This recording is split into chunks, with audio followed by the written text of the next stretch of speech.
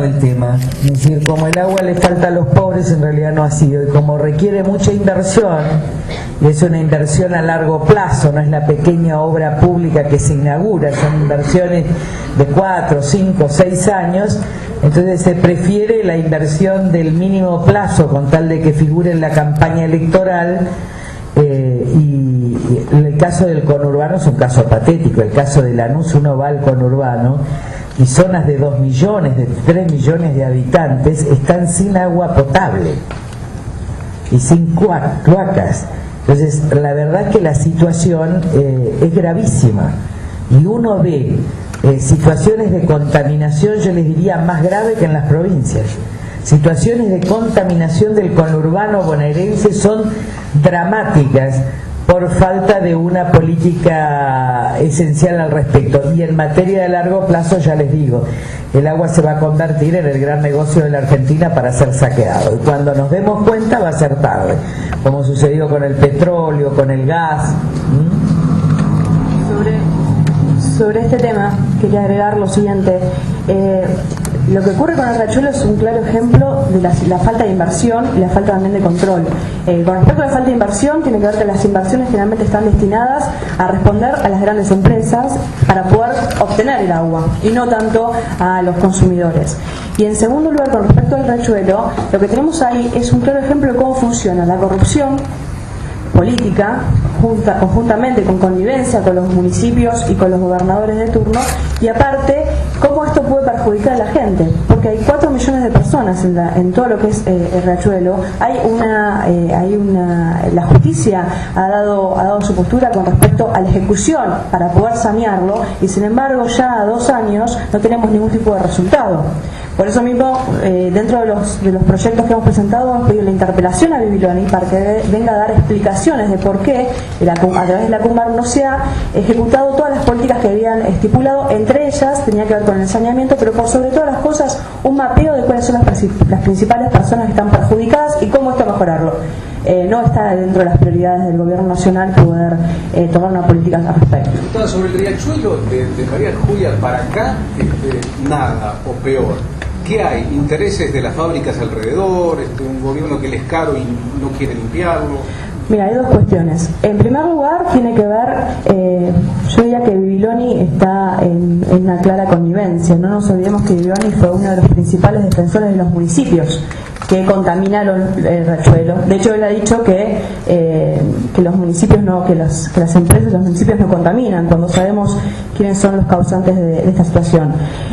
También hay una gran cantidad de dinero que se está otorgando ahora a través del Banco Mundial para poder sanearlo, y no es casualidad que Debido esté atrás de esa plata, cuando es la Secretaría de Medio Ambiente quien debe ejecutarlo efectivamente. Hay muchos intereses. Lo cierto es que hay intereses económicos, pero no intereses para sanear la situación de la población. Yo diría que Bibiloni es una María Julia, en definitiva. Sin tapado. Sin tapado puede ser. No, porque es el pedo, me voy porque no aguanto. No, tampoco.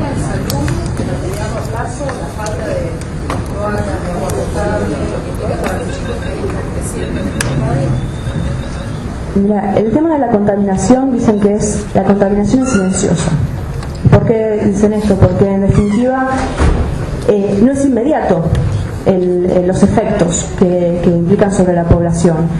Y esto hace que, por ejemplo, muchos chicos vayan al hospital y se crean que son simplemente algún tipo de erupción, y sin embargo estamos detrás de situaciones complicadas que podrían ser, en primer lugar, con prevención, tranquilamente terminada, sin posibilidad de que sea. Y en segundo lugar, si se supieran cuáles son las consecuencias de la contaminación, podrían tener efectos directos sobre la población.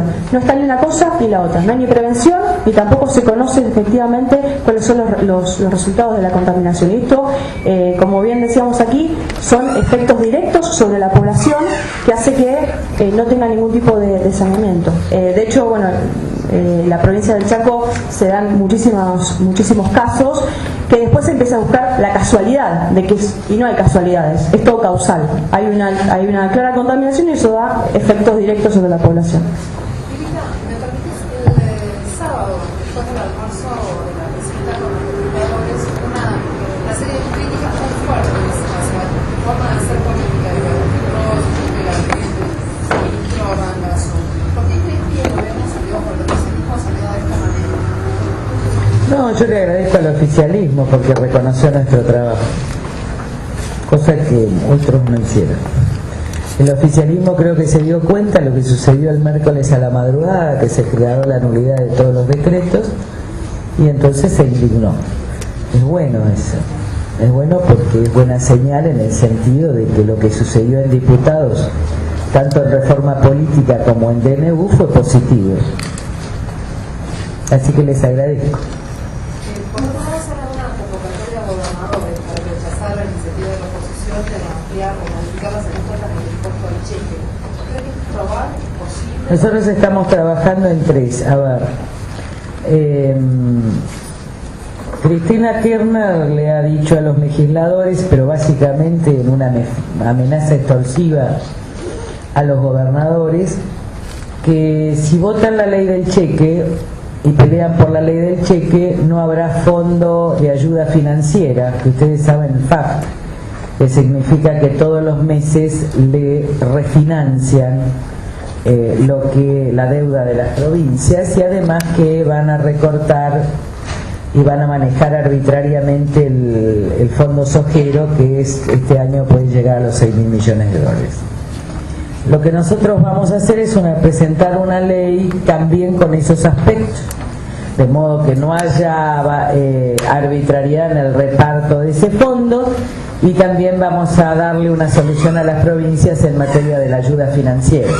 Lo que tenemos que hacer, camino al tratamiento de la ley, es que todo lo que son factores extorsivos, porque son discrecionales y pueden ser manejados a dedo por el presidente o por la presidenta, bueno, lo mismo, o ATN, estén todos regulados y sean todos determinados por ley, de modo tal que todos los gobernadores y todos los diputados de provincia, cualquiera sea el partido político, liberen por una vez a sus gobernadores y a sus provincias de la espada de Damocles de la amenaza de Néstor Kirchner en función de sus intereses políticos personales. Esta es la estrategia, esperemos que el resto de la oposición acompañe. Pero bueno, la verdad es que esto le tendrán que preguntar después a Alfonso Pradgay y al resto. Como yo entro en PESAG y en Semana Santa, quedará hoy definido en la reunión de bloque esta estrategia, y la pueden seguir consultando con el presidente de la Comisión de Finanzas, con Adrián Pérez, con Juan Carlos Morán, que son los que están en las comisiones. Pero ya les digo, el gobierno dice: si ustedes votan esto, le sacamos lo otro. Nosotros tenemos que decir: nosotros le damos todo con el rigor de la ley, la imparcialidad de la ley y la no discrecionalidad de la ley. Carrero, ¿cómo apela la decisión de la justicia en relación a la composición de la bicameral de DNU? ¿Es una buena estrategia esta para la oposición?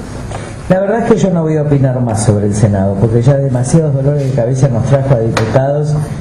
En la sesión del otro día, la verdad es que tuvimos problemas y tuvimos que ir por el plan B del 2010, justamente porque ni siquiera la decisión judicial vino a diputados. Pero fuimos prudentes, en ese caso fuimos, creo que extremadamente prudentes, y también entendiendo que era mejor declarar la nulidad por otro lado, aunque ahora ya tenemos dictamen para ratificar esa nulidad del presupuesto de Hacienda, y mañana se reúne Asuntos Constitucionales y Finanzas, pero está claro que diputados ya tiene que tener una estrategia para terminar con esta cuestión, independiente de lo que decida Senado. Me parece que hay una vía, la vía es la nulidad, y estamos llegando casi a su término.